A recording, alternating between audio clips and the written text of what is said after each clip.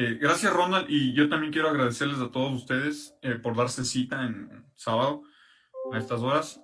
La verdad es gratificante para mí, para Ronald como presidente de la SME, de la universidad en la cual yo me formé.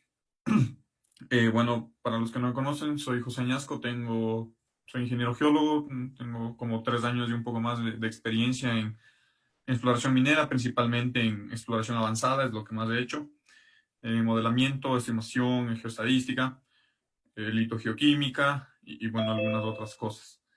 El, bueno, yo hace tiempo le dije a Ronald que sería interesante combinar estos dos softwares que nos podrían entregar una información en sí robusta acerca de estos dos temas que vamos a tratar el día de hoy. Modelamiento avanzado es un término ambiguo y lo vamos a ver por ahí de a dónde quiero llegar. Y pues bueno, al final habrá algunos temas que con Ronald los trataremos. Y también, por favor, al último, quisiera que hagan preguntas, la mayoría que tengan, si no, no se sientan con miedo o temor a preguntar cualquier cosa, por más básica que sea. La idea es que todos aprendamos, ¿no?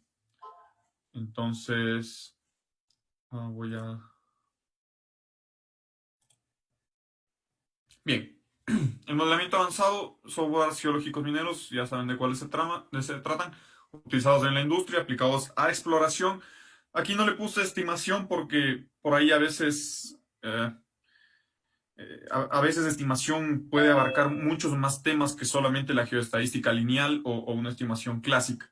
Sí, cuando hablamos de estimación puede haber alguien que de uno se le venga a la mente la palabra simulaciones, a otros condicionamiento uniforme, a otros pues simplemente inverso a la distancia, se me ocurre. Entonces vamos a dejar la exploración, pero implícitamente también vamos a hablar algo de estimación, ¿no? ¿Qué es lo que vamos a ver? Algo de definiciones. He tratado de hacerle, digamos, la, la presentación, los temas muy específico en cuanto o muy fácil, de fácil comprensión, muchos conceptos, y que los he hecho yo, para por ahí no caer un poco en la ambigüedad de andar. Ronald decía, siempre recuerdo cuando él en cada declaración decía, Por favor, si pueden apagar sus los argentinos, micrófonos. Decían, bueno, vamos a ver lo que es definiciones, flujos de trabajo, modelamiento avanzado, buenas prácticas. Este es un tema ambiguo y que podemos hacer un curso de 20 horas solo de buenas prácticas. Entonces vamos a ver algo general. Algo súper importante que es los modelos conceptuales versus los teóricos, donde mucha gente a veces por ahí se jala en la exploración. Diferencia entre dominios geológicos y de estimación, otra cosa donde la gente a veces se va en banda, digámoslo así. Categorización de recursos y validación, ¿no? Bueno, validación debería ir antes de categorización, pero a veces van de la mano, ¿no? Entonces, bueno, ya que vamos a hablar de modelamiento en un inicio y luego de estimación, que es un modelo simplemente para mí, estas son definiciones mías, no ven ninguna cita, es la representación idealizada y muchas veces generalizada de uno o varios fenómenos. No es otra cosa que eso. Sí, el modelar una roca, una alteración, un grupo de rocas, un conjunto de rocas, todo un yacimiento, todo un distrito, etcétera, es una representación idealizada porque no, como dicen, hasta no explotarle hasta la última esquirla de roca, no sabemos cómo mismo estuvo este depósito, yacimiento, lo que sea. ¿Qué es el modelamiento? Pues es la acción de, es decir, son las técnicas, herramientas y habilidades de un modelador, que vamos a ver quién es el modelador, que permiten generar este modelo. Entonces hay una serie de técnicas, herramientas y habilidades que se juntan y muchas veces una depende de otra para llegar a esta representación idealizada, ¿no? Y modelador o modeladores son las personas o la persona con habilidades suficientes que, apoyadas en el modelamiento, llevan el control del modelo. Sí, es decir, un modelamiento no se hace con arte de magia, ¿no? Alguien tiene que ir controlando. Eso es más o menos lo que trato de explicar en esta lámina.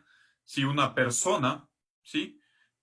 Voy a poner aquí mira, una persona, ¿sí? O en este caso dos, son quienes supervisan por medio de la computadora, que es una herramienta, el modelo, ¿no? Cómo va quedando, qué va pasando, etcétera, etcétera. Bueno, ¿y qué herramientas? Aparte, porque no solo se usa la computadora y un software, hay muchas otras herramientas que son obligatorias para nosotros poder llegar a un modelo. Aquí podemos ver los sondajes. Si no, miro en el sondaje que la vetilla ve que hay un stop que hay shear veins de tanto por ciento, con calgovirita, con bornita. No, ese dato si no lo capturo no puedo modelar nada. Sí, voy a modelar una roca y una roca común y corriente. ¿Sí? Otra técnica en la cual nos vamos a apoyar para nosotros hacer un buen modelo son los strip blocks. ¿Qué son los strip blocks? No son otra cosa que representaciones en vertical, a escala obviamente, de sondajes. ¿Sí? Ustedes pueden ver, simplemente es como ver una sección, pero sin el espacio entre sondajes y la distancia. Solamente estamos viendo información de los sondajes. En los strip logs no es muy recomendable poner tantas variables, ¿sí?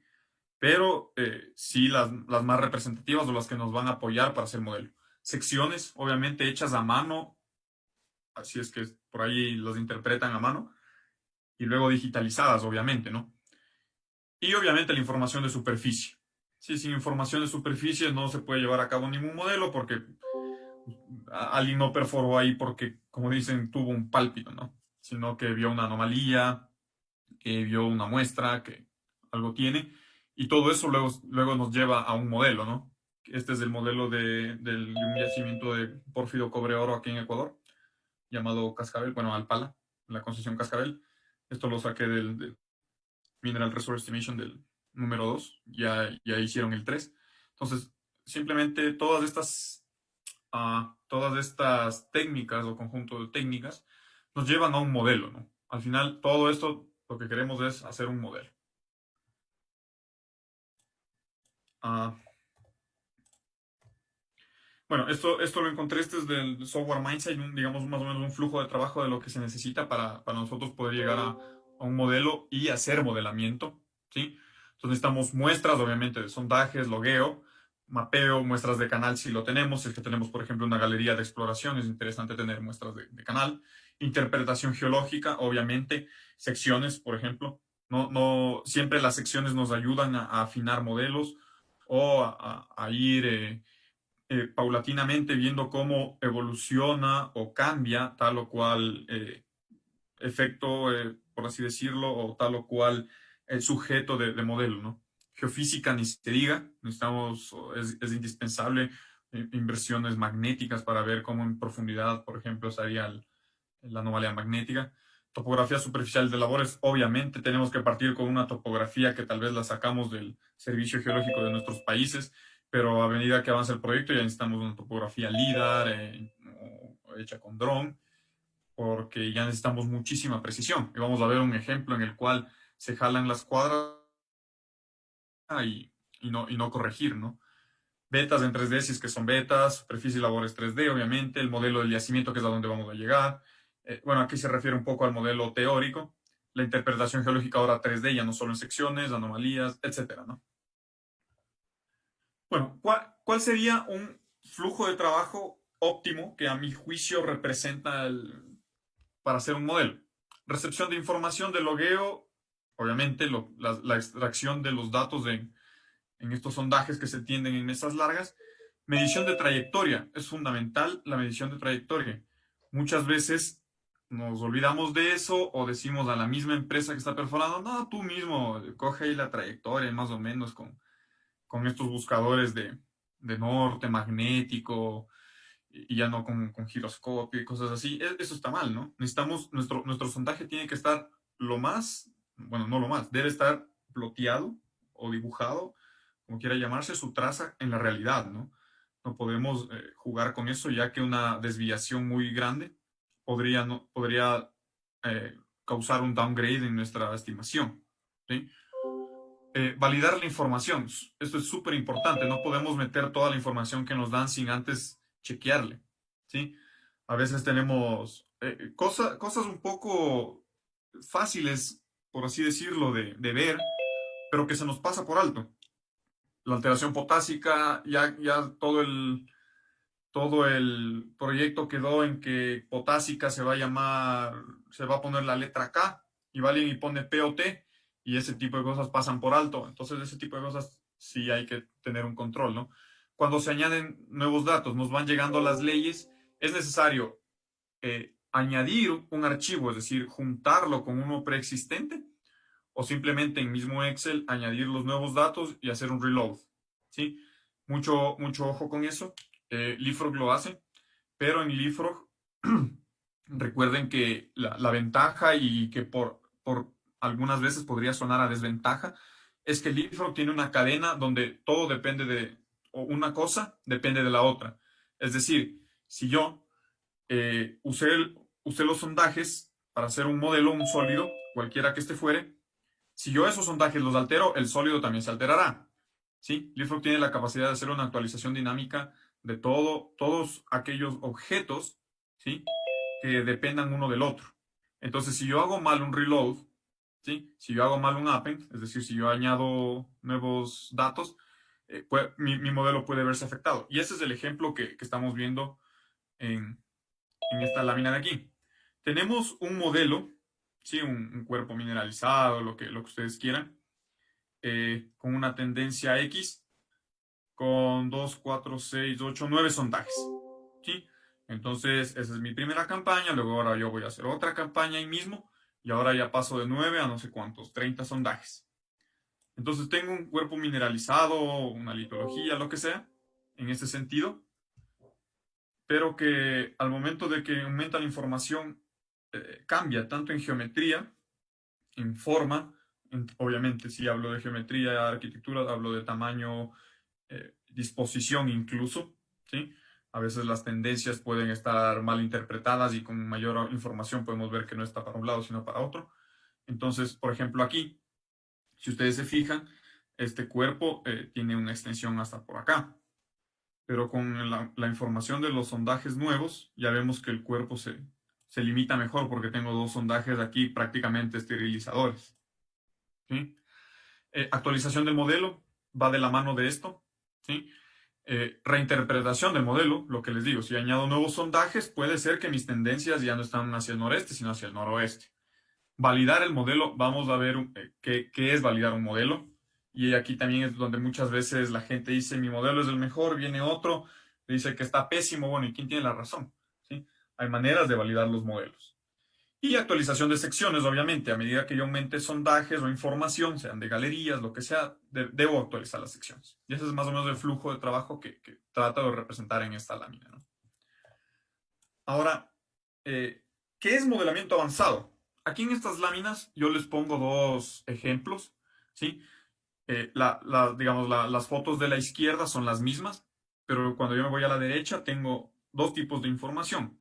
En el primero, todos esos discos que ustedes ven uno junto al otro es información de Core Orientation de Betilles, ¿sí? Entonces, los geólogos cogieron de sondajes orientados estos datos de las Betilles. Y en base a eso y a otra información, pues está este cuerpo litológico, de mineralización, lo que sea, y atravesado por unas cuantas fallas, ¿no? Y abajo, en cambio, tengo un pit y unas galerías. Entonces, ¿a qué nos referimos con modelamiento avanzado? Hay dos maneras de ver, de interpretar a avanzado, sigo modelamiento avanzado. El de la izquierda vamos a llamarlo modelamiento básico, modelamiento inicial, porque tengo 9 sondajes. Mientras que en la derecha tengo como, no sé, 30, 40 sondajes. Entonces, en el primer ejemplo se muestran variables avanzadas, ¿sí? Probablemente al mismo tiempo de exploración. Simplemente es un aumento de la información. Y al aumentar la información, conlleva a hacer un modelo avanzado. Ya no puedo quedarme yo con información de leyes. Si yo estoy explorando, si yo ya aumenté la campaña, si ahora yo mis sondajes ya los voy a hacer con una tendencia estructural en la cual están emplazados los cuerpos, etcétera, etcétera, tendencia de las betas que ya la he comprobado, aumentará la información. Entonces, eso conlleva a que yo tenga que hacer un modelamiento avanzado y ya tienen que conversar varias cosas. Al inicio puede conversar la ley con la litología y la alteración.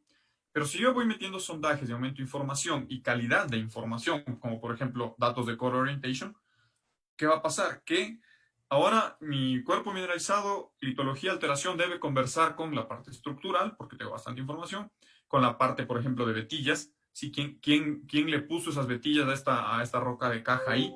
¿Y por qué tienen esa tendencia? esta tendencia influirá luego en la estimación. Vamos a ver que en ciertos casos sí. Si yo obviamente hago ya inclusiones fluidas, hago Terraspec, imagínense que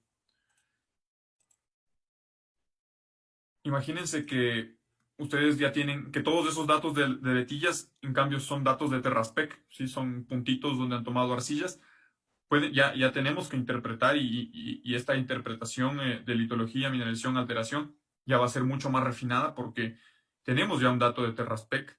Es distinto a decir solo arcilla. Mientras que la imagen de abajo lo que trata de decir que es el mismo modelo, pero involucrando variables adicionales en el tiempo. Es decir, si yo ya hago un PIT, obviamente tengo que avanzar en el modelo, porque ya tengo nueva información. Pero esta información la voy obteniendo a medida que exploto. Entonces la información o el fin de mi modelo es actualizarlo porque lo voy a ir explotando. Mientras que en la parte de arriba todavía estoy en exploración, pero voy a hacer un modelo mucho más robusto, con muchas más variables que me permitan a priori saber cómo se formó ese cuerpo mineralizado, o como quiera llamarse. Mientras que abajo, obviamente, es por el aumento de información durante la explotación. ¿Sí? Entonces son dos cosas o dos maneras de interpretar el modelamiento avanzado. En LeapFrog se pueden ser ambos. ¿Sí? Depende más del fin y la etapa en la que nos encontremos. Y este es un ejemplo. Miren, en un inicio, si ustedes ven la imagen esta superior izquierda, tengo tres intrusivos o tres rocas, da igual como quieran llamarla, sus datos de vetillas y aquí el StereoNet de sus datos de vetillas. ¿Puedo yo extraer alguna información de eso? No. Bueno, alguien podrá decir sí, te está mostrando tres familias, una por aquí, que está casi en el centro del estereograma, una por acá y una familia menor, digamos, por acá. Sí, o sea, tengo ya tres tendencias donde se agrupan o donde hay mayor agrupamiento de los datos de vetillas. Pero esta data en un modelamiento avanzado no me sirve, es muy ambigua. Yo ya tengo mis intrusivos modelados, ya sé cómo están los intrusivos, pero ahora concatenemos los intrusivos con los datos de vetillas. ¿Qué hace LeapFrog? LeapFrog tiene la capacidad de, yo a esto me disculpan, hacerle un filtro de ver cada dato en qué intrusivo cae. Me demoraré un año, no sé. Pero LeapFrog tiene la capacidad de automáticamente, con solamente un par de clics, ¿sí? Ahora yo ya sé cuántos datos caen en tal o cual intrusivo. ¿Sí? Entonces, primerito, voy a hacer un análisis de aquellas vetillas que están dentro de mis intrusivos. Por favor, apaguen sus micrófonos. Entonces, una vez que ya tengo discriminado qué vetillas están en mis intrusivos, que son mi target para modelar, ahora sí lo que voy a hacer es ver cómo se agrupan cada una de estas vetillas, ¿sí? Y ver su tendencia. Entonces, ahora sí voy a analizar solo este intrusivo de abajo y veo que este intrusivo de abajo, en cambio, tiene tres familias muy similares a estas, pero distintas, ¿no? Y puedo ver cuáles son sus planos o sus medias, ¿no? Entonces tengo aquí dos tendencias principales. Y esas tendencias, miren, si ustedes ven, están bien agrupadas. Una tendencia anda por aquí, que es esta de acá, ¿sí? Y la otra tendencia más general es por acá. Entonces, si hay un sonamiento, por así decirlo, de las vetillas, que me están indicando un posible flujo de fluido hidrotermal si es que hay una tendencia muy marcada, si no es un stockwork por hidrofracturamiento. ¿Sí? Entonces yo ya puedo ir pensando en un tema estructural. Y luego vamos a ver que esto sí sirve para la estimación. Y al final, después de todo mi análisis, LeapFrog es capaz de botarme o arrojar una tendencia estructural, no solamente, digamos, en cuanto a azimuth, train y plunge, sino también espacial. ¿En qué zonas la tendencia cambia o no? Por ejemplo, aquí podemos ver una tendencia así, pero si yo voy bajando, me voy yendo me parece que este es el suroeste, voy viendo que estas vetillas tienen otra dirección, ¿sí? Entonces, si el pórfido, en este caso es un pórfido de cobre, depende mucho de las vetillas, o casi en su totalidad, es decir, si las vetillas son las que están aportando el cobre, es importantísimo saber de dónde o con qué tendencia vinieron esas vetillas, ¿sí? Eso es parte del modelamiento avanzado y en Leapfrog se lo puede hacer de una manera buena, confiable e incluso yo diría que rápida, ¿sí? Ahora, ¿qué podemos ver acá? Parte del modelamiento avanzado. En la imagen de la izquierda tengo dos cuerpos intrusivos, ¿sí? Y en la parte de la derecha tengo el intrusivo y en la leyenda de los sondajes, estos colores amarillo, verde, rojo, son las alteraciones, ¿sí? Ahora, es importante, como les digo, por ejemplo, los pórfidos de cobre tienen una particularidad que litología, alteración y mineralización muchas veces están correlacionadas tanto en espacio y tiempo.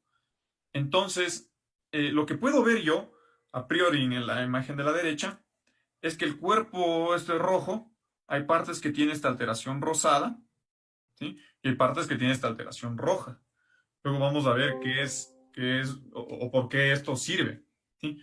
Pero ahora, en un modelamiento inicial o básico, va a ser muy difícil que yo pueda, o puede darse, ¿no? Que yo pueda discriminar en un mismo cuerpo, ¿sí? Varias subzonas de otra categoría. A eso se le conoce en LIFO como un modelo refinado, ¿sí? Entonces, ¿es necesario refinar un modelo? Sí, es súper necesario que nosotros hagamos modelos refinados porque eso va a dar cuenta luego de nuestros dominios de estimación, ¿sí? Que no son los mismos dominios geológicos.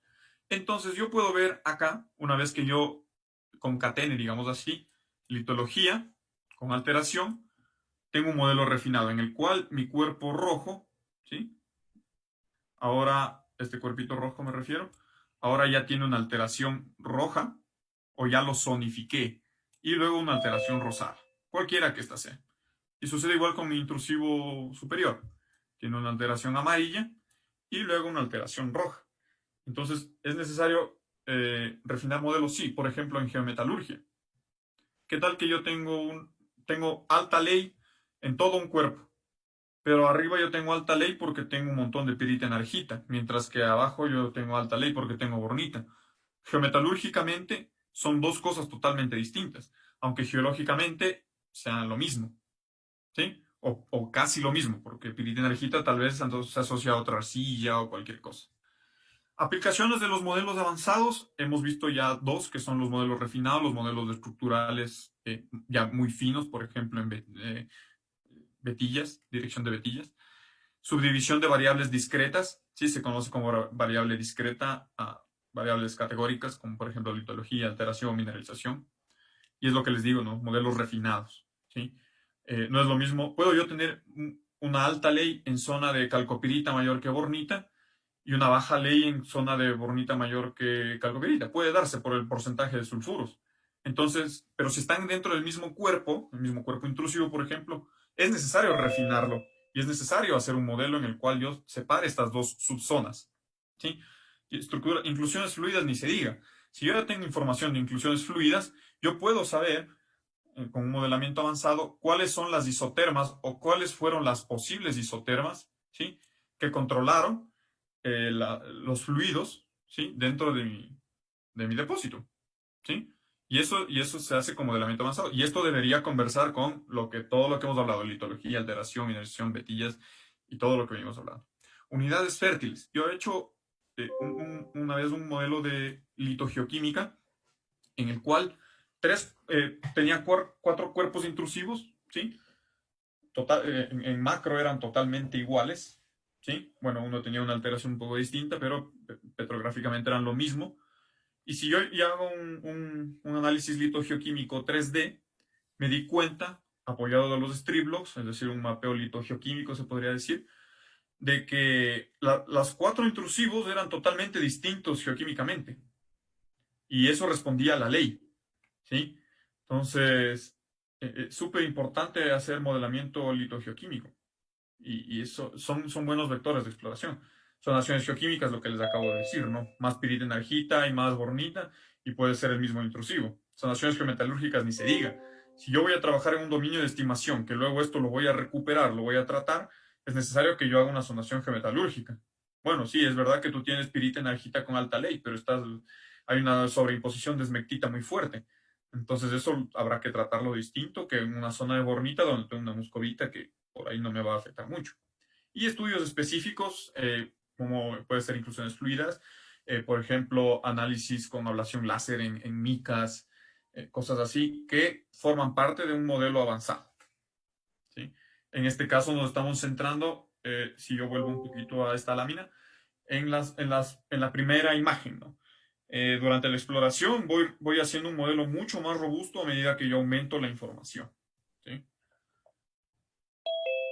¿Qué buenas prácticas yo considero que se deben tomar en cuenta durante un modelamiento? Validación visual mediante secciones. De esto no se salva. O sea, alguien que haga un modelo y no haga secciones está mal. Sí, no es confiable. Porque las secciones me van a dar idea de qué también yo estoy amarrando estos cuerpos y también cómo es la disposición en 2D. No solamente hay que verlo en 3D. Sí, en 3D es lo mejor porque ya sé cómo está mismo dispuesto el depósito, pero la representación en secciones siempre es importante para saber tendencia en planta, por ejemplo. Con RL, donde dice cross, long y RL, cross es secciones perpendiculares, long, secciones longitudinales a la tendencia del cuerpo, y RL plantas, ¿no? Siempre hacer mapas en planta de cómo se formó es súper importante, ¿no? El backflagging. Cuando hablábamos de validación de modelos, aquí mucha gente puede decir, no, mi modelo está hermoso, es perfecto, pero ¿cómo así? O sea, ¿cómo así tú me aseguras? ¿Cómo yo puedo saber que en verdad tu modelo es hermoso? Ya, hagamos una estadística que la hace Lifro y la hace muy bien. Se puede hacer en Vulkan de manera indirecta, pero se puede, haciendo un flagging. Bueno, de hecho, de ahí viene el nombre, ¿no? Tú en Vulkan haces un flag, ¿sí? Y luego consultas en tu base de datos y comparas con la original. Mientras que el Lifro, el proceso lo hace mucho más rápido, hace un backflagging en el cual te indica tu sólido. En este caso, por ejemplo, voy a ver la cuarzo de ahorita. Dice que tú tienes, lo único que hace el backflagging es una estadística del porcentaje de empate entre tu sólido y los sondajes, es decir, entre el resultado y el input, ¿sí? Es decir, yo tengo, según esta estadística, como 21.235 metros de sondaje de cuarzo de ahorita, pero mi sólido de estos datos de sondaje, solamente 78.3 metros no están, no empatan con cuarzo de ahorita. ¿Sí? Y tengo un porcentaje de empate de 99,63 y uno de no empate de 0,37. Eso quiere decir que mi sólido, que se llama cuarzo de ahorita, está compuesto un 99.63 por cuarzo de ahorita y un 0,37 de qué? Lo dice a la derecha. Un 0,36 de beta B y un 0,01 de dacita 1. Eso sí es auditable. Entonces, donde yo vea cosas como esto, miren en beta B 77, te digo, no.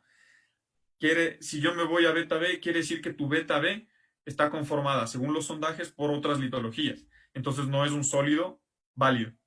¿Sí? Esto sí, esto estadísticamente, matemáticamente, objetivamente es auditable. Otras cosas, decir que mi modelo es hermoso, no lo es. ¿Sí? Ahora, que usted haga un modelo que tenga un backflagging del 100%, pero que tenga la tendencia hacia el otro lado, eso también está mal. Entonces, partamos siempre de lo lógico y lo básico. Si la tendencia de todo me sale que es noreste y yo, por puro necio, hago al noroeste, pues eso no es una buena práctica, ¿no? Evaluación en superficie. Y aquí a veces es crítico a veces ver que hacen unos modelos realmente hermosos con backflagging de 100% y en superficie no se amarra nada. Entonces el modelo no sirve. ¿Sí? Lo que está en superficie, pues obviamente debe empatar y debe conversar con lo que estás viviendo tú en profundidad en sondajes. Si no, el modelo no sirve. No estás representando idealmente, como lo dije en la definición al inicio, lo que sucede en la realidad. ¿Sí? Estás haciendo una interpretación primero sesgada y errónea. ¿Sí? Los strip logs. Esta es una excelente práctica porque te permite hacer correlaciones de varias variables que a veces en los sondajes no se pueden ver. Por ejemplo, en Lifro, ver más de 3 variables y es muy complicado. 2 las ven bien. Por ejemplo, ley y litología. Pero ahora yo quiero ver ley, litología, mineralización. Y se me ocurre, no solo ley de cobre, sino oro, moli, plata y zinc. Verlo en los sondajes, en estas representaciones longitudinales o de planta o cross o perpendiculares a la tendencia, muchas veces es complicado. Pero si lo vemos en un strip log, lo vamos a ver seguidito y vamos a poder comparar, perdón, varias variables al mismo tiempo. Comprobación geoquímica, calcográfica y sección delgada, pues de eso no se salva nadie y creo que eso todos lo hacen porque es súper importante. Ahora, vamos a ver un poco lo que son modelos teóricos versus conceptuales. Nosotros tenemos a la izquierda el diagrama perdón, el modelo idealizado de las alteraciones en un pórfido cuprífero de Silito del 2010 y al lado un modelo de pórfido igual, pero que no se parecen en nada. Silito hace su modelo con pórfidos intrusivos que ascienden de manera vertical de abajo hacia arriba.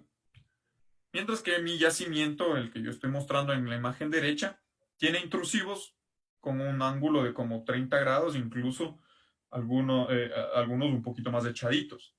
Entonces, más bien unas intrusiones subhorizontales. Entonces, si yo me rompo la cabeza tratando de hacer el mismo modelo de Silito, cuando mis sondajes y mi información me dice que los intrusivos tienen tendencia a un dip, o un plunge de bajo ángulo, pues me voy a romper la cabeza y capaz nunca acabe de hacer mi modelo.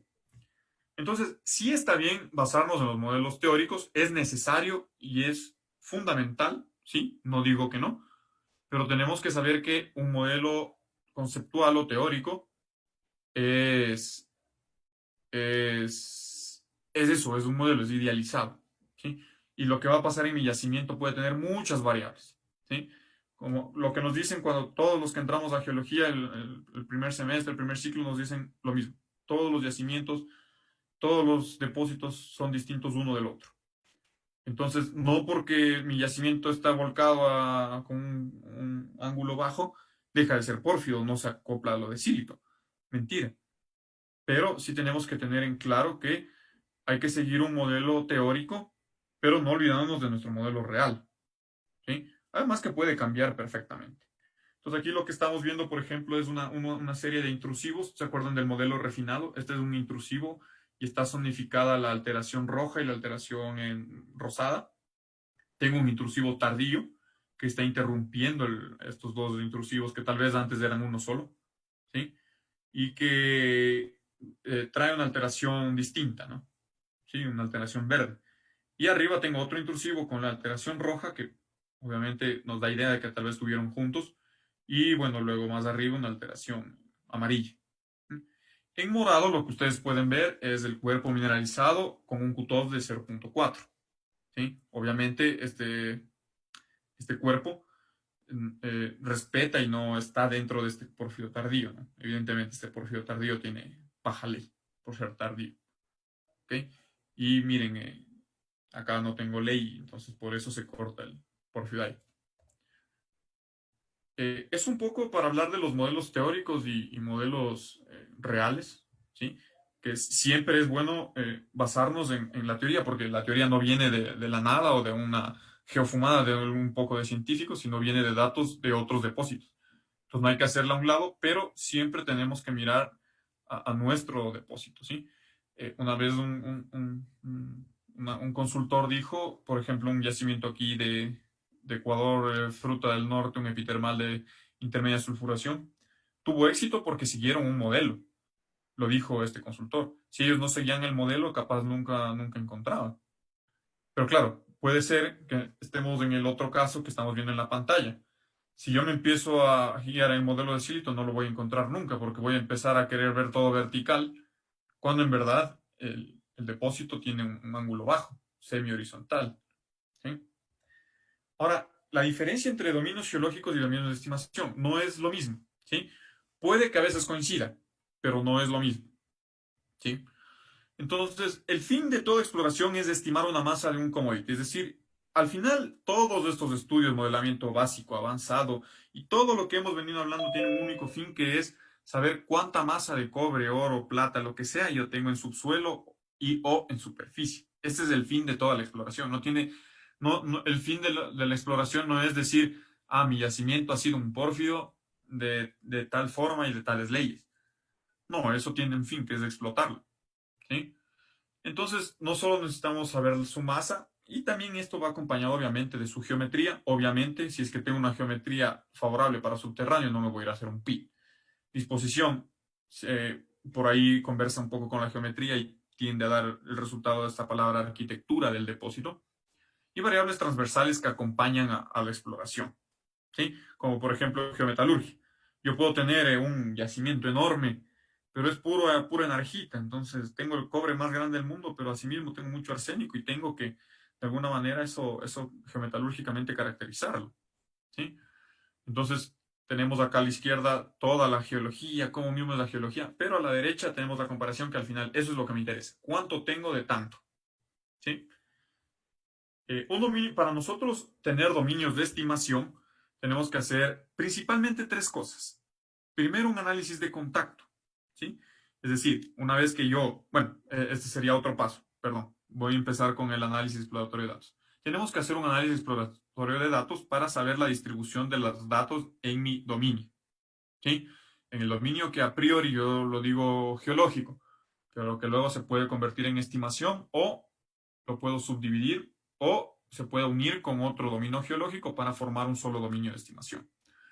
En el EDA, lo principal que nos tiene que importar es, por ejemplo, varianza y coeficiente de variación, porque ese nos va a dar idea de cuál es la variabilidad en mi dominio. Si tengo mucha variabilidad, probablemente yo tenga que disminuir esa variabilidad dividiendo a mi dominio geológico en varios dominios de estimación, ¿sí? Eso tiene que estar muy claro. Y también tenemos que procurar que la media, sí, la ley que se vaya a estudiar, su media, trate de ser constante en cualquier lugar que yo me ubique del dominio. Estos dos parámetros que les digo, de varianza, coeficiente de variación y media, se conoce como la estacionariedad de primer y segundo orden, ¿sí? La estacionariedad de primer orden Y ahora, ¿por qué hablo de estacionariedad? O sea, ¿qué tiene que ver eso? Para nosotros hacer un krillaje o hacer una estimación en kriging, el kriging se basa en zonas donde se cumple estacionariedad, ¿sí? La de primer orden, cuya media sea igual, y la de segundo orden, donde su varianza sea la menor posible. Me parece que es igual o tiene que ser igual a 1 si no estoy mal. Pero es así como funciona el kriging, si no, no funciona. Entonces no puedo yo ir a hacer kriging como loco. Necesito ver si mi dominio cumple estacionalidad. En la geología nunca van a llegar a una estacionalidad del 100%, pero hay que llegar a la estacionalidad lo más óptima posible. Ahora, ¿cómo yo sé que mi dominio es estacionario? Fijémonos, esto ya es hecho en Vulkan, ¿sí? Fijémonos por favor en la imagen de la izquierda. ¿Qué dice? Que a medida que yo me muevo en el eje Z, ¿sí? Es decir, aquí es 2000, acá está 3000. Entonces, a medida que yo subo en cota, la ley va bajando, ¿sí? Entonces, si yo tuviera un dominio así, a medida que yo subo, la ley va bajando. Entonces, mi dominio tiene mucha ley aquí y tiene poca ley acá. ¿Esto es estacionario? No. Mire, no es estacionario. Tengo mucha variabilidad en la media de mis leyes en espacios cortos de distancia. ¿Qué esperaría yo de un dominio estacionario, 100% estacionario? Esto. Que yo me pueda mover en cualquier eje y que la media no cambie. Eso ocurrirá en geología, no va a ocurrir nunca. Y si algún día ustedes ven un dominio así, por favor llámenme y me avisan y quiero verlo. Pero tenemos que procurar que al menos nuestra media no tenga mucha variabilidad, es decir, su varianza trate de ser lo menor posible, ¿sí? No como en el ejemplo que tenemos aquí, ¿sí? Aquí tengo unas leyes más altas y unas más bajas, pero ya compensa, ¿sí? Esa es una manera de ver la estacionariedad de primer orden. Y bueno, podemos ver la estacionariedad de segundo orden viendo aquí en el análisis exploratorio de datos, viendo el coeficiente de variación y la varianza. Una vez que yo apruebo mi dominio de estimación, digo sí. Ahora voy a juntar los dos intrusivos que yo tenía en la gráfica anterior y ese es mi dominio, el dominio 1, ¿sí? Ahora tengo que hacer un análisis de contacto para ver si yo durante la estimación voy a utilizar muestras que estén más lejos o más cerca, ¿sí? de mi intrusivo. ¿A qué me refiero? Si este es mi dominio de estimación, ¿sí? Que ya lo he comprobado por estacionalidad, este obviamente va a tener contactos con otro dominio acá y con otro dominio acá, como quiera que este sea, ¿no? Algo así. Cuando yo voy a estimar, puede darse el caso de que yo haga mi modelo de bloques de esta manera y para la estimación hay muestras que están fuera del dominio. El análisis de contacto no es otra cosa que decir, ¿puedo yo estas muestras utilizarlas en mi estimación o no? Depende, hagamos un análisis de contacto. Veamos este ejemplo. Tengo una media de cobre de estos valores, bastante variable, digamos, en mi dominio que está a la izquierda. Sí, este es el contacto, donde está cero. Entonces, a medida que yo me voy hacia adentro de mi dominio, la media se comporta de esta manera. Ni bien salgo yo de mi dominio, es decir, voy a otro dominio, miren la ley cómo baja abruptamente. ¿Sí? Entonces, a esto se le conoce como un contacto duro. En este caso, yo no puedo usar muestras que estén fuera de mi dominio para hacer una estimación. ¿Sí? Ahora puede darse el caso de que aquí yo tengo un dominio que empiece a hacer esto. A esto se le conoce como contacto gradual. ¿Sí? Es decir, que va bajando un poquito, un poquito. Entonces yo puedo darle una tolerancia de que use una cantidad de muestras a cierta distancia fuera de mi dominio. ¿Sí? Este es un contacto duro, un contacto gradual, y un contacto suave podría ser lo mismo, pero algo así, ¿no? Entonces un contacto suave. Yo puedo usar estas muestras de acá porque no me va a afectar a mi estimación. Su media está bastante similar a la media de mi dominio. Y este análisis para un dominio de estimación deben hacerlo, no se salvan. Ahora, lo que hablábamos, ¿no? Yo voy a juntar mis dos intrusivos. En Cascabel, en el proyecto Alpala, hay muchas litologías. ¿Sí? Pasan de una diorita que es de tales características, pasan a otra, luego una cuarzo diorita que se le ve apenas los ojos de cuarzo y etcétera, etcétera. Entonces, en Cascabel es un excelentísimo ejemplo de cómo la geología y los dominios de estimación van totalmente de la mano.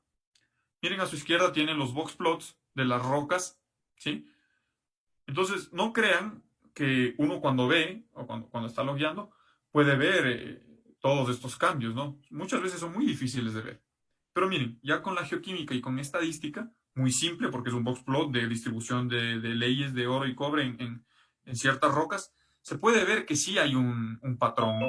Que esta roca más moradita tiene mucha más ley que estas rocas azulitas, ¿sí? Entonces, todas estas rocas que yo veo, por ejemplo, la roca roja y la roca naranja, son una cuarzo diorita 15, que es un código, y una diorita 15. A estas las voy a agrupar y la voy a llamar intramineral, ¿sí? Bueno, y viene alguien y me dice, no, estás loco, pucha, cuarzo diorita y diorita son cosas totalmente distintas. Sí, petrográficamente sí, pero para estimación, miren sus medias. Son exactamente lo mismo. La media es de este puntito negro. Hay 0,1 de diferencia en sus medias. Y la distribución de datos es igual. Yo a esto lo puedo coger como un dominio solo. Luego voy y voy a coger a todo esto como otro dominio, lo tardío. No, estás loco, no, ¿cómo así? Mira, son bajas leyes, entonces esto no me va a interesar estimar, entonces va a ser un dominio solo. Ah, pero a esto probablemente yo sí tenga que hacerle tres dominios distintos, ¿no? Probablemente, no lo sé. Pero este es un excelentísimo ejemplo de lo que es agrupamiento y desagrupamiento geológico. Para esto luego llevarlo, primero para hacer un modelo avanzado, ¿sí? Porque ya si yo agrupo o desagrupo es porque yo tengo un conocimiento amplio de mi yacimiento. Sea que por estadística lo agrupe o lo desagrupe, o sea que por geología lo agrupe o lo desagrupe, ¿sí? Pueden ser el mismo intrusivo de la misma edad, pero en ciertas zonas tiene distinta alteración. Entonces tal vez lo tenga que desagrupar. Ahora, el caso de Cascabel, son distintos intrusivos, pero estadísticamente muestran la misma distribución para cobre, entonces lo puedo llamar como un mismo dominio. ¿Sí? Parte del modelamiento avanzado que luego se repercute en la estimación. Y luego miren, cuando hicieron la estimación en Alpala, esto es del MR2 que hizo SRK, ven los boxplot de los dominios y luego dijeron, hagamos ahora de cada roca su distribución según la ley. Entonces dijeron, hagamos cutoffs. Entonces, llamémosle baja, mediana y alta ley. Y se dieron cuenta que les dio un chorizo de boxplot que sí tiene cierta coherencia, pero que por ahí no sirven mucho. Entonces, al final dijeron, listo, no nos hagamos problema y agruparon de esta manera. Lo no mineralizado se va a llamar cero. La roca B de bajo grado se llama tal, la roca B de mediana ley tal, etcétera, etcétera, etcétera. Y fueron agrupando las litologías para luego hacerlo dominio de estimación. Por ejemplo, Q de 10 de baja y media ley es un solo dominio, ¿sí? Y M de alta y media ley es un solo dominio, porque vieron que estadísticamente cumplen con la estacionalidad. Ahora, un flujo de trabajo que a mi juicio es bueno para la estimación de recursos. Ustedes ven ahí ese chorizo de cosas, pero todo es súper importante para hacer estimación de recursos, ¿sí? Entonces pasamos de un modelamiento avanzado de la ciencia, de que meto inclusiones fluidas, de que hago análisis de vetillas, etcétera, porque al final necesito estimar, ¿sí? Ahora, necesitamos verificar estacionalidad y edad de los dominios de estimación. De eso no se salva. O sea, si luego les auditan y ven que ustedes hicieron estimación en un dominio no estacionario, lo primero que les van a decir, no puede usar CRIN. Si usas el CRIN, no sirve tu estimación y punto. Se acabó. Van a ver los box plot de sus rocas. Los unos tienen un box plot bien cortito y uno largote. Ya no sirve esa estimación. QAQC de la base de datos. Para estimar, no, esa base debe estar totalmente limpia. No puede haber un error por ahí que se me fue o algo así. ¿Ok? Verificar datos de collares. Esto es súper importante.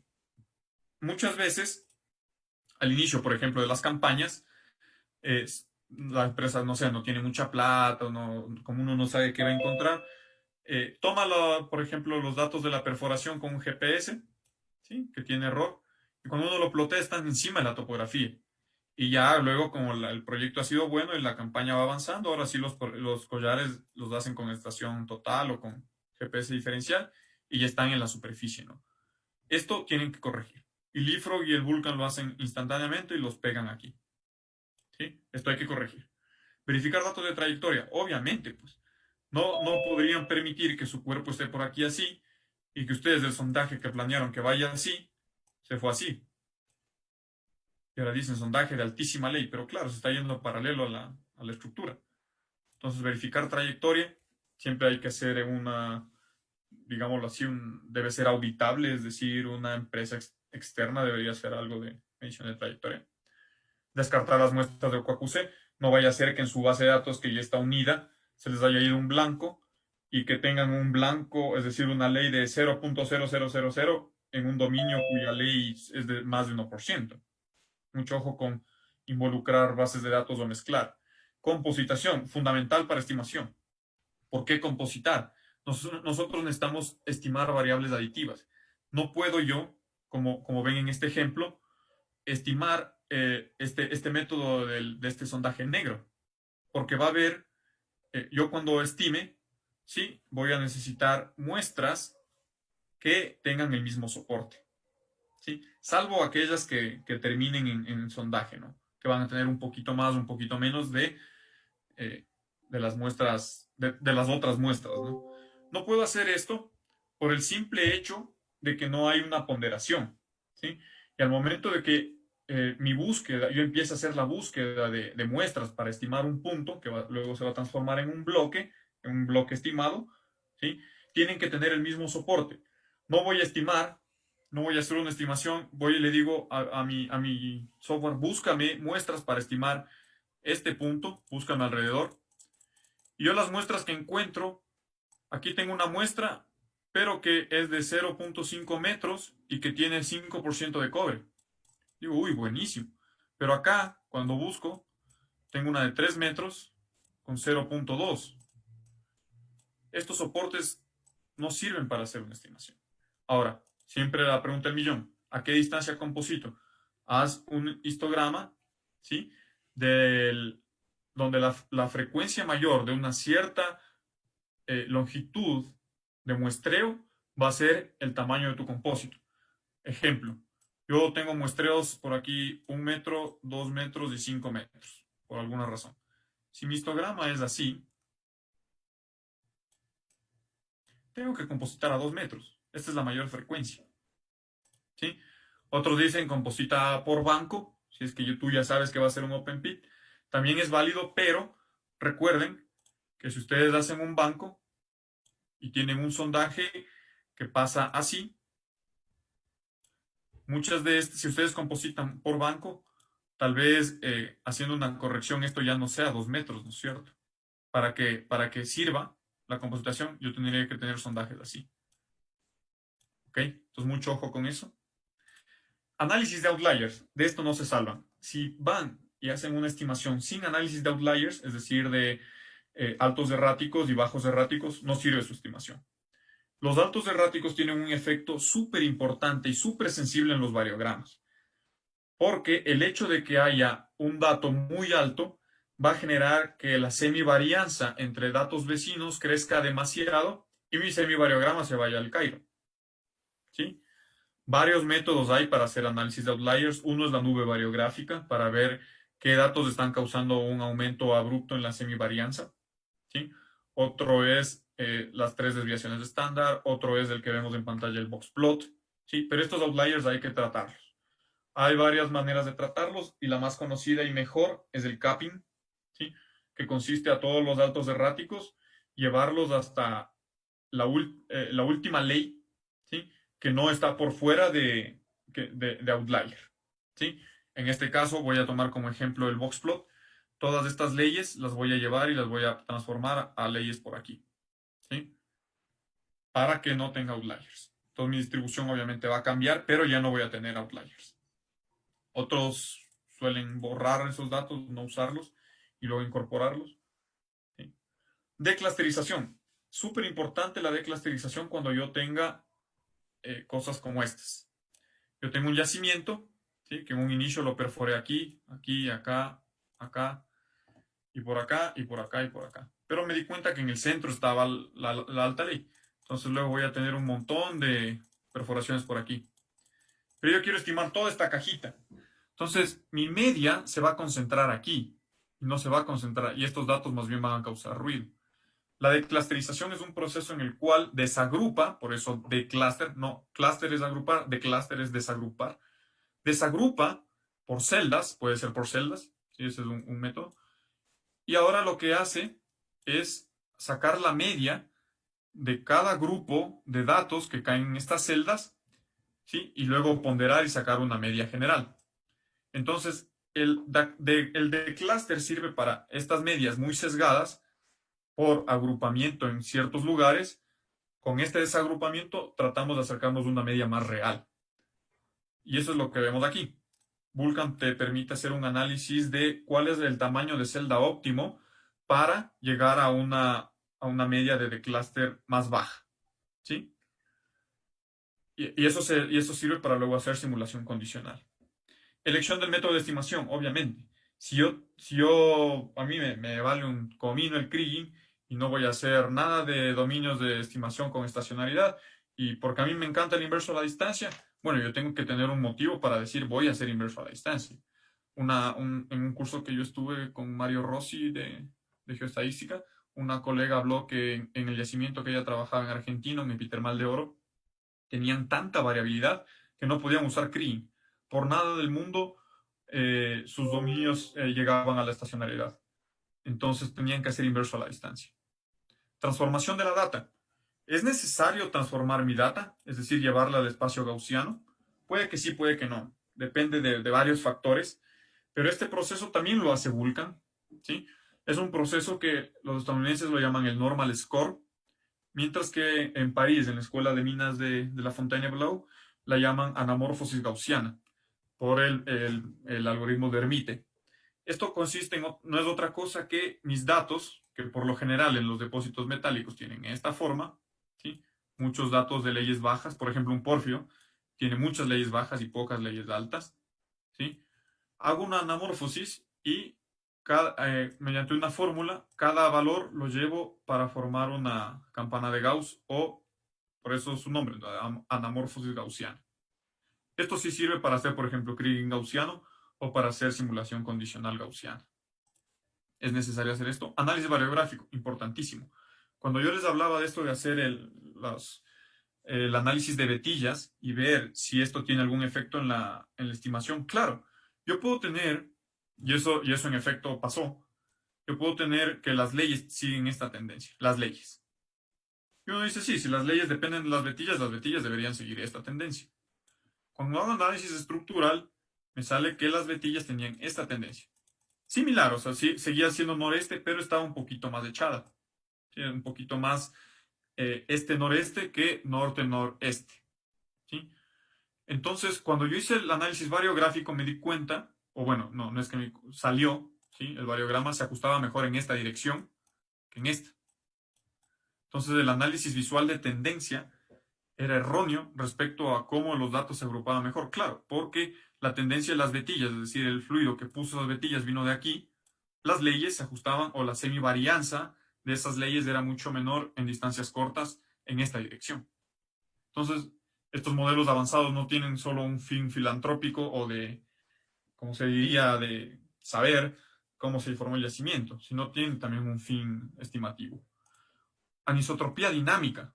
Esto es importantísimo. Es decir, ¿qué tal que yo tengo una beta? En este sentido, ¿cuántas tendencias veo? Una, dos, tres. Bueno, esta es la misma que esta. Esta es la misma que esta. Entonces veo dos tendencias. Por aquí esta, que podría ser otra. Veo como tres tendencias en la misma beta.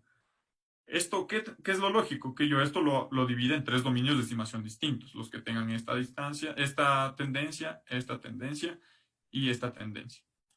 Pero, bueno, los módulos actuales del IFROG sí tienen la opción y Vulkan también tiene la opción de trabajar con anisotropía dinámica. Es decir, que te permita hacer un análisis anisotrópico, pero siguiendo la forma de la vetilla, de la beta, perdón. Unfolding. Recientemente, la gente de Geoestima, una empresa chilena que se dedica a hacer estimación de recursos, mostró un ejemplo de un yacimiento orogénico en el cual tenían pliegues y unas vetas que también estaban plegadas, que eran el dominio de estimación. Esto yo no lo puedo estimar así porque voy a tener dos tendencias. ¿Qué es lo que debo hacer yo? Desdoblar esto, hacerlo manto. Entonces ahí sí lo puedo estimar como un manto, ¿ok? A esto se le conoce como unfolding, es decir, desdoblar, ¿sí? Fold, desplegar.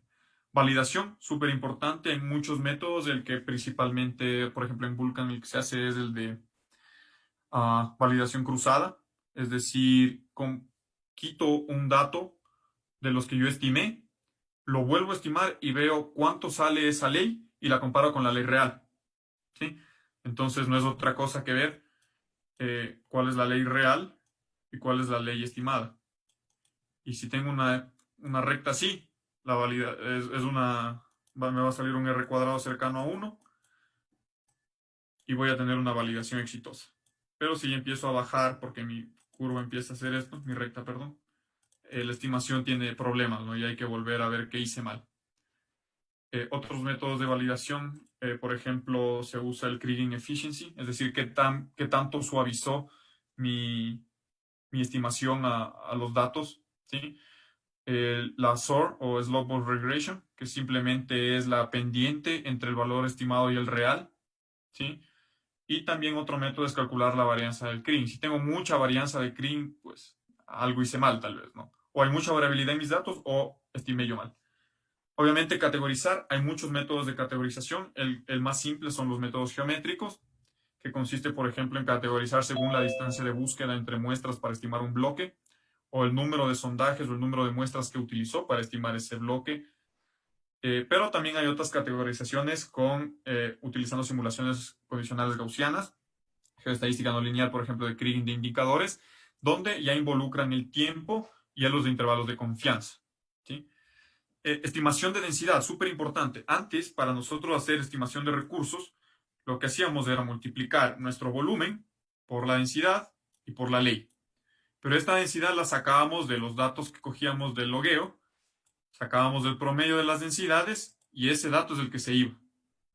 Pero no se hace cuánto es esto, yo les prometo que no se hace cuánto, pero yo he visto que ahora lo que hacen es estimar, yo tengo muestras de densidad y hago un modelo de bloques de densidad para que cada bloque tenga su propia densidad, sea estimada o real, y yo logre tener un modelo o mi cálculo de recursos, el valor de la masa que yo tengo en subsuelo, tienda a ser más real, ¿sí? Y no usar una media como se hacía antes, ¿no?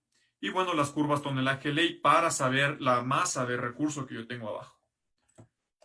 Entonces, aquí, por ejemplo, este es un método para categorizar recursos, ¿no? Y como ustedes ven, siempre los recursos se categorizan es en función de su confianza en cuanto al nivel de información. Entonces, mientras menos información, un recurso más inferido, mientras más información, un recurso medido. Estos son los métodos geométricos que les digo, que son aspectos basados en la configuración de datos, son muy fáciles de entender, no cuantifican incertidumbre, ojo. Dependiendo el estimador puede conllevar a campañas innecesarias y vamos a ver por qué. Y también lo malo de estos métodos que pueden crear un efecto de dálmata sal pimienta y que requieren un tratamiento post-categorización sería. Y los métodos probabilísticos para categorizar, que son cuantificando la incertidumbre, por ejemplo, Kriging de indicadores, simulación condicional gaussiana, y que necesitas un tiempo, lo que ya dije, ¿no? Eh, un intervalo de confianza de al menos 95% trimestralmente para categorizar medidos. Un intervalo de confianza de 95% en un año para categorizar indicados y medidos. Cosas así. Por ejemplo, aquí, esto lo hace Vulkan y es una categorización de acuerdo a la distancia que utilizó para buscar muestras y estimar el bloque en estudio. Entonces, si la distancia es mayor, ¿sí? Tuvo que irse más lejos, quiere decir que hay menos confianza, ¿sí? Porque recuerden que el principio del Kriging es la correlación espacial. Y el principio de correlación espacial dice que los datos que estén más cercanos van a tener más correlación entre sí que aquellos que están más lejanos. Entonces, si yo me voy a buscar un dato más lejano, pierdo confianza, ¿sí? Y por ende pierde confianza en mi estimación. Si lo busco más cerca, gano confianza en mi estimación. Entonces, ustedes pueden ver esta categorización que se crea y como es con un método geométrico, como es la distancia de búsqueda de muestras, crea un efecto dálmata, que es unas manchitas de recurso medido flotando en un recurso indicado. ¿Sí? Entonces, necesariamente a estas estimaciones hay que hacerles un tratamiento o de estimación que se conoce, por ejemplo, como rebloqueo, es decir, hacer bloques más grandes y disminuir un poco esta cantidad. ¿Sí? Porque obviamente la distancia entre sondajes aún es muy grande. ¿Sí? Entonces, aquí se requiere una campaña infill urgente para luego poder unir estos recursos medidos, ¿sí? Y tener más confianza en mi dato. De momento, este efecto dálmata se corregiría simplemente pasando todos estos rojos, pasándolos a medido, ¿no? Perdón, a indicado, ¿sí? Esto se lo hace en Vulkan y se lo hace bastante simple y fácil. Y arriba, esta es una categorización, pero utilizando los parámetros de validación del Kriging, como son Kriging Efficiency, la varianza del Kriging, perdón, Slope of Regression. ¿Sí? Entonces, mientras más suavizado, mientras menos varianza y mientras mejor sea mi Slope of Regression, yo voy a tener más confianza. ¿Sí? Y obviamente la validación, como les digo, hay varios métodos. El que Vulkan hace es este que están viendo, que es análisis de deriva o swap plot, y el de validación cruzada. ¿Sí? El de validación cruzada ya les expliqué, y pues este método lo que hace simplemente es comparar cómo en el espacio fluctúan mis leyes. ¿Sí? Este es un ejemplo de las leyes estimadas, que son estas son las leyes estimadas, y estas son las leyes reales. Entonces podemos ver que en X hay una estimación muy buena, se parecen mucho las curvas. ¿Qué pasa en Y? Hay mucho suavizamiento por parte del Kriging. Y esa es una desventaja del Kriging. El Kriging suaviza mucho. ¿Sí? Entonces yo veo aquí una media casi que constante. Cuando en Y las leyes son muy erráticas, ¿no? Y en Z también tengo un poco de problemas, ¿no? La validación de deriva o el análisis de drift nunca se lo debería hacer con las leyes originales porque ustedes están comparando valores que ya han sido estimados y los valores que ustedes estimaron son mayores a las leyes reales. ¿Sí? Entonces lo que se suele hacer es comparar esto con una estimación de vecino más cercano, es decir, NN. ¿Por qué de vecino más cercano? Porque el vecino más cercano es un excelente estimador global, ¿sí? En donde me va a asignar a mis bloques que estén cerca a una muestra, me les va a asignar el valor de esa muestra. Entonces el vecino más cercano se va a parecer mucho, o debería parecerse mucho, a las leyes de muestras originales. Mientras que las muestras originales siempre van a tener este problema de que hay hay mucha erraticidad en su distribución, ¿no? Y este es otro método de categorización con, como les decía, ¿no? La slope of regression, la eficiencia del kriging y la varianza del kriging. Entonces, como ustedes ven, siempre ocurre este efecto dálmata en el cual los mejores valores están cerca a los sondajes y a medida que yo me alejo del sondaje pierdo valores buenos. Esto es muy obvio, ¿no? Donde tengo información voy a tener más confianza. Entonces aquí ya nos está avisando más o menos dónde nosotros deberíamos hacer una campaña infill para luego evitar este efecto dálmata y también eh, realizar una campaña infill y pasar todo a medido de tal manera que mi proyecto pueda yo venderlo o explotarlo, ¿no? Eso ha sido todo. Les agradezco muchísimo y por favor pasemos a la ronda de preguntas si es que las hay. Espero les haya gustado y estoy abierto a cualquier cosa que si, bueno, si la sé, si sé la respuesta, pues se las voy a decir, ¿no?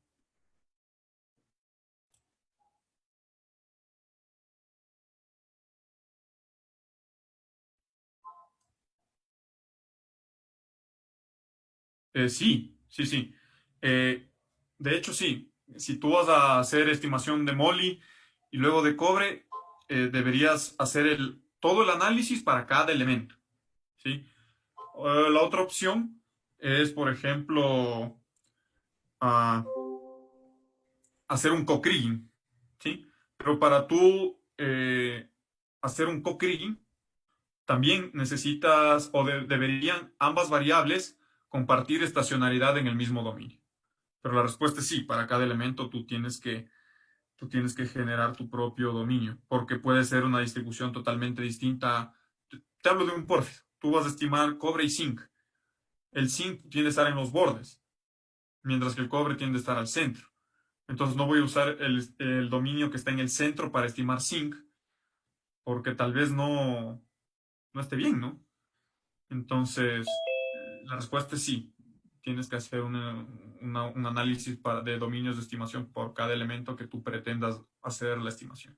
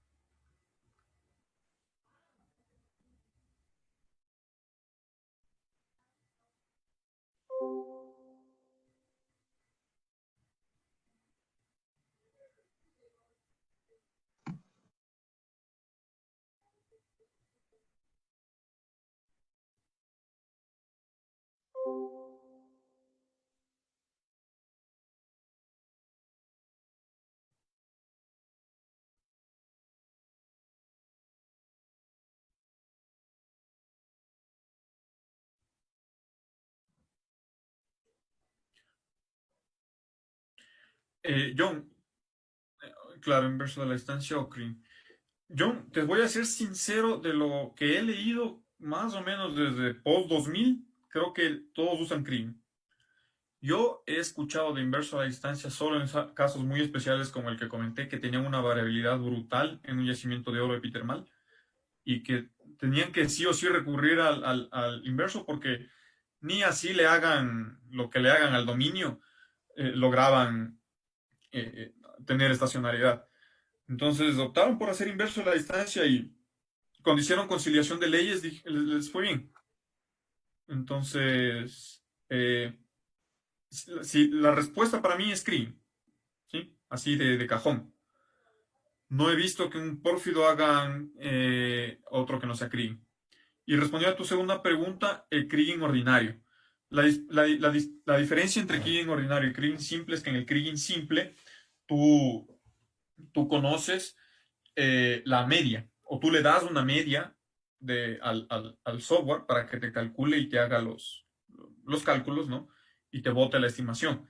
Mientras que en Kriging ordinario tú no usas o usas una media desconocida, ¿sí? Entonces, el Kriging simple tendría mucho sentido si es que tú tienes una estacionalidad del 100%, porque ahí tú le das la media, porque la media va a ser siempre la misma en todo el dominio. Pero como nunca se cumple, usamos Kriging ordinario.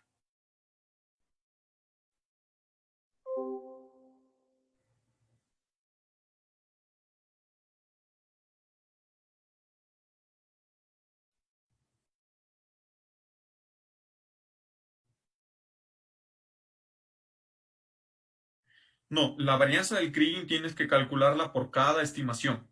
Entonces, cada dominio va a tener su propia varianza de Kriging. ¿Sí? En el caso que estamos viendo en pantalla, es un dominio. ¿Sí? Entonces, a cada dominio tú tienes que sacar su varianza de Kriging. ¿Sí? No, no es una global, sino es por dominio.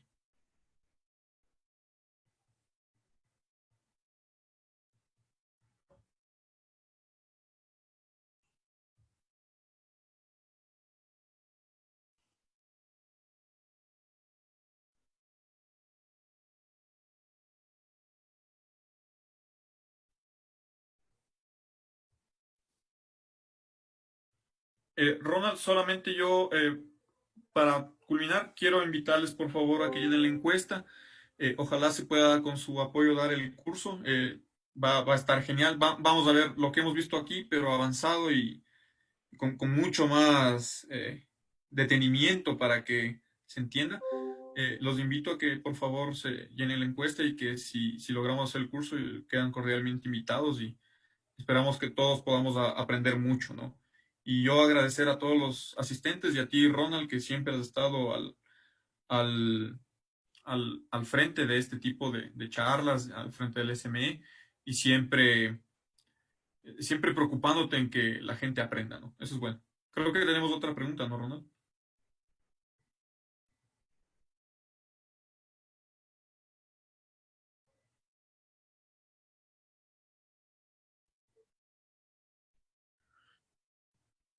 Esa es una excelente pregunta y a la vez es muy fácil de responder. El Ifrog Edge está tomando una fuerza totalmente exponencial a tal punto que para mí, a mi juicio, una opinión netamente personal, para mí es el mejor estimador hoy por hoy. Tanto porque los resultados son precisos, ¿sí? Te va a votar lo mismo que cualquier otro, pero su interoperabilidad o la interfaz entre Edge y el Leapfrog Geo es súper buena porque tú vas viendo ahí cómo vas moviendo la elipse. Tú puedes, cuando haces el EDA, puedes ir seleccionando los outliers para ver dónde están espacialmente, ¿sí? Pero Edge aún no tiene. El último, no sé, ahorita recién sacaron la versión 6 y el Leapfrog Edge 4, pero la última versión del Edge para el Leapfrog 5.1 tenía un estimador de Edge muy robusto y ya podías hacer anamorfosis gaussiana y hacer Kriging gaussiano. Entonces, yo pienso que falta poco para que el IFROG ya esté a la vanguardia de hacer, por ejemplo, simulaciones, screening de indicadores, usar geoestadística no lineal.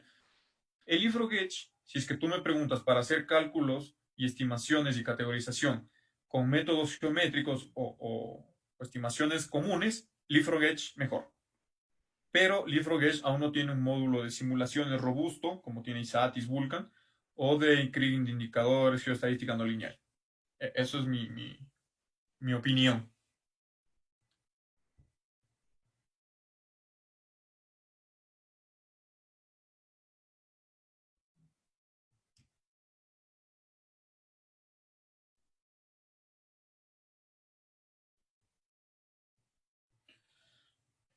No sé, no sabría decirte yo el más común, pero podría decirte un poco los que yo he cometido y he visto que cometen mucha gente. Uno es la compositación. Hay gente, te prometo, y aunque esto suene muy loco, gente que ha hecho estimación y que no composita, que dice que no hay mucho cambio. Bueno, el uno es no compositar y el otro es no hacer un EDA y ver la estacionalidad como Dios manda, ¿no? Es súper importante que ustedes hagan el análisis de estacionalidad.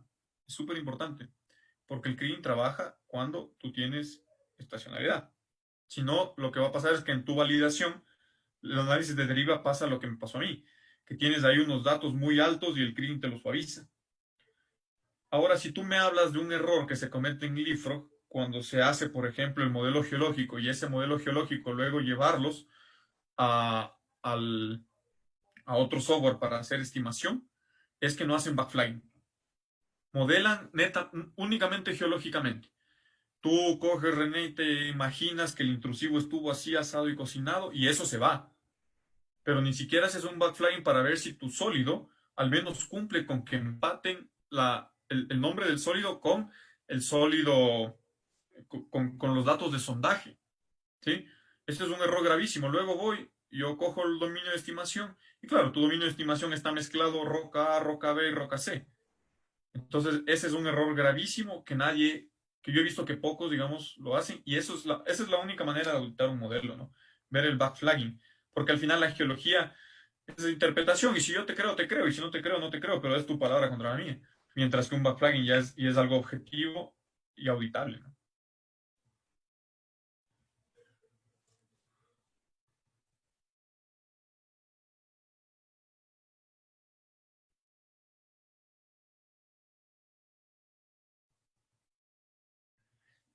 Buena pregunta el Green Neighbor Analysis.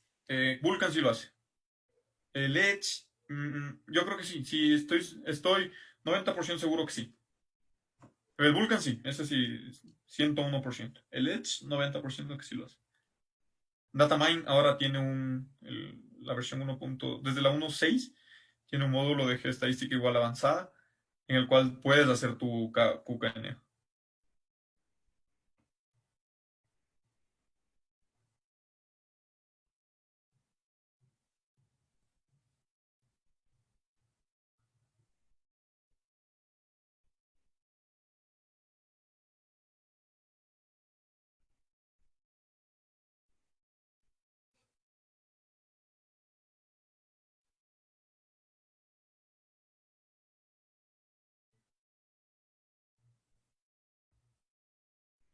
Gracias a todos, muy amables. Que pasen muy bien. Esperemos contar con ustedes y que sigamos así. Gracias.